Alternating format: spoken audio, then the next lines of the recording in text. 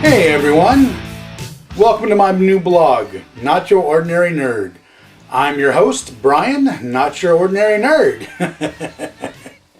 I know, kind of redundant there, but that's alright, you get the point. I am a sci-fi fanatic, fantasy fanatic, horror genre fanatic, zombies especially. I love zombies. Even, getting prepared for the upcoming, 2012 zombie apocalypse. It's not too far away. It's, December 21st, winter solstice, 2012. Okay, all right. I don't necessarily believe that, but it's fun to fantasize about anyway. So, I'm going to try and bring you some different sci-fi facts, some fun little fantasy tidbits, and whatever else I can find. This video blog is going to start off with an interview with the author of Zombie Fallout and Zombie Fallout 2, A Plague to Your Family. If you have not read those yet, I really recommend them. They're excellent books, just fun. And not to mention that, reading it in the dark room, I kind of sort of had to look over my shoulder and check behind me once or twice. That's a good book. It takes something, especially good to make me look behind. I don't spook easily. Ever since, I was a little kid and, first seeing Dawn of the Dead many years ago. And after that, seeing a body, it kind of deadened my horror senses or burned out my adrenal glands or something along those lines. So, without further ado, let me just go ahead and jump on into the video and let you get a taste of Mark Tufo. Really great guy, and I hope you enjoyed this interview as much as I did doing it. Mark Tufo here, author of Zombie Fallout, and I've got a few questions. How are you doing today, Mark? Doing great, Brian. Thank you for asking. Excellent. So, I got to say, I loved both books. The second book left me just wanting more. I especially loved the little kind of insight back into Michael Talbot's school days, you might say. Yeah. That was a lot of fun. I tried to, I know with all the death and destruction, I try to, at the end of the book, just give you something to, kind of wet the palate down, I guess. And that's what I did with the first book, with the Canadian incident. Yeah, it was very cool. Yeah, that's the reason behind that, and just to see how he actually got into the Marine Corps and how that actually worked out to obviously his family's advantage. Yeah, that was actually pretty hysterical. I love that. Marine Corps won. So, all right. So we got a few questions here for you. First one I wanted to ask is, what do you do besides writing? When I go to my real job? Yeah. Well, your other job. Yeah, my other job. It's HR, actually. I used to be an IT guy, and then after 9/11, with the bottom fell out, I got laid off. That was my first layoff.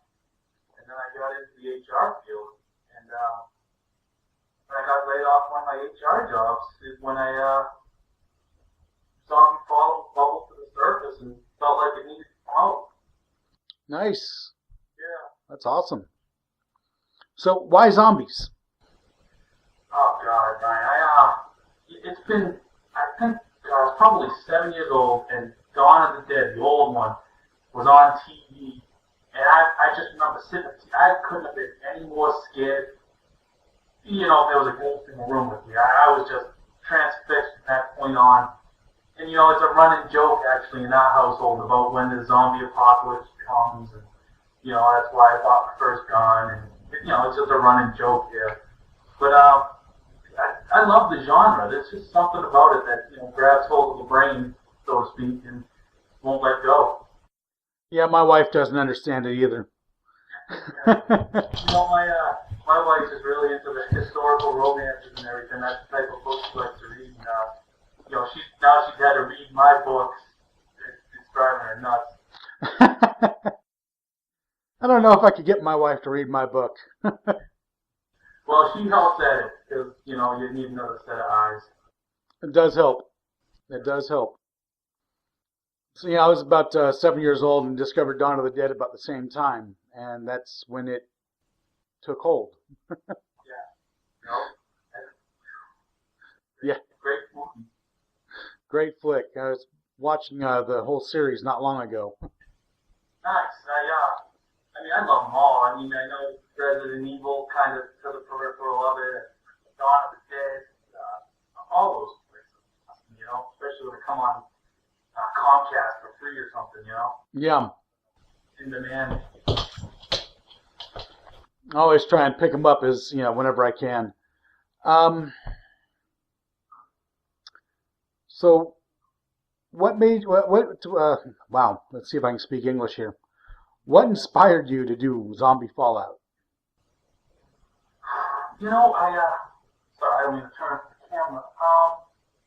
I just read, I thought I had it within arm reach. It was Travis Adkins had a zombie book, and I just finished reading it, and I was like, what a great story. And I walked down in the kitchen. You ever read a good book, and when you finish with it, you kind of like, I'm a little bummed I finished this book. Oh yeah. Get that? I walked down the kitchen, still holding the book. God, that was a good story. My wife was like, well, why don't you write your own? And that was literally it. I mean, I wasn't thinking about writing a book. I didn't have it on top of my head. And then I said, what the hell? I'll give it a shot. And I just started plunking away on the computer, and things started happening. Nice. Yeah. That's excellent. I think I might have read that story. I don't remember the name off the top of my head, though. Yeah. I really thought I had it within arm's reach, but like a lot of stuff in my house, it went missing. Is that it?